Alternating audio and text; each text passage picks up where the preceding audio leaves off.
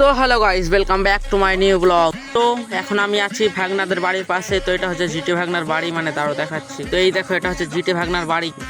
তো এখানে আছি, জিটি ভাগনা ঘরে আছে। তোকে আমি ডাকতে এসেছি, মানে ভিডিও করতে যাবো তার জন্য। তো জিটি ভাগনা আসুক, দিয়ে ব্লগ করতে যাবো। এখানে দেখতেই পাচ্ছ জিটি ভাগনাকে, জিম করা বডি বটে।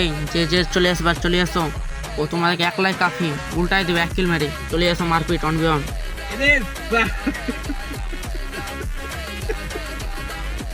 এত ঝাক্কাস ক্যামেরা দেখে ভেবে লিও না কি আমি নতুন ফোন কিনেছি গাইস। এটা হচ্ছে জিটি ভাগনার ফোন গাইস। আর জিটি ভাগনার ক্যামেরা অনেক ভালো, তার জন্য জিটি ফোন এটা।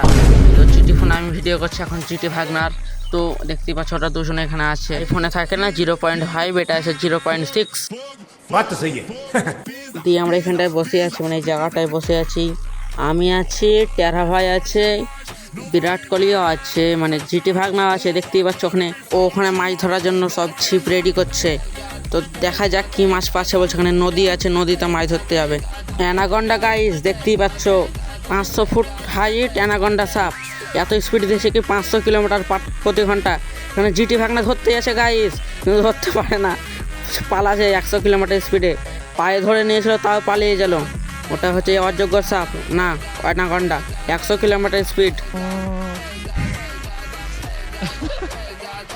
এখানে বিরাট কোহলি আর জিটি ভাগনা যাচ্ছে, আর আমি ভিডিও করছি।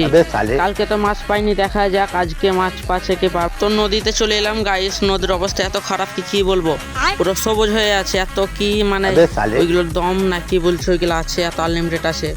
তো এখানটা মনে হচ্ছে সমুদ্রতে থাকে না গাইস, ষাঁড় মাছ, ষাঁড় ওই আলা থাকবে মনে হচ্ছে মাছ এই জলে। তো দেখা যাক, জিটি ভাগনা ফেললো কিন্তু হুইল ছিপ জালো না গাইস।